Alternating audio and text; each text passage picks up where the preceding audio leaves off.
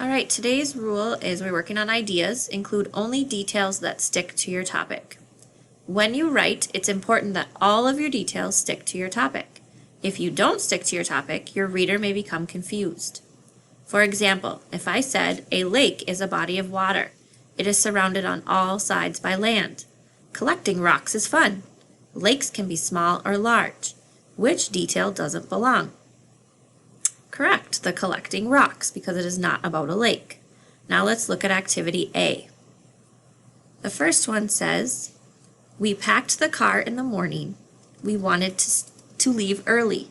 We had pizza for dinner yesterday. Looking at the picture and the sentences, which sentence does not stick to that topic?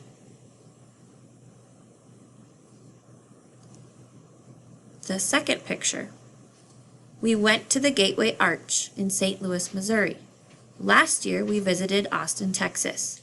It looked like a giant metal ribbon. Cross out the sentence that does not belong.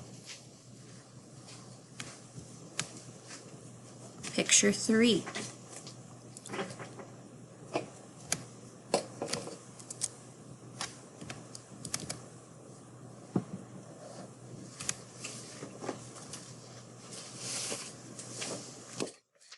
After a while, I got hungry.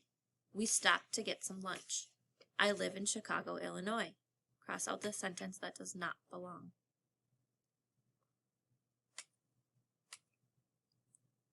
Picture 4. Camping in the mountains is fun. We saw the Mississippi River.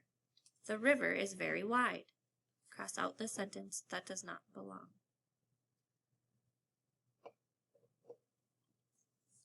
Now let's look at activity B. It says write the missing commas in these place names. If you think of your city, you put a comma between the city and the state, so there would be a comma between Crosby and Minnesota. The first example says Las Vegas, Nevada.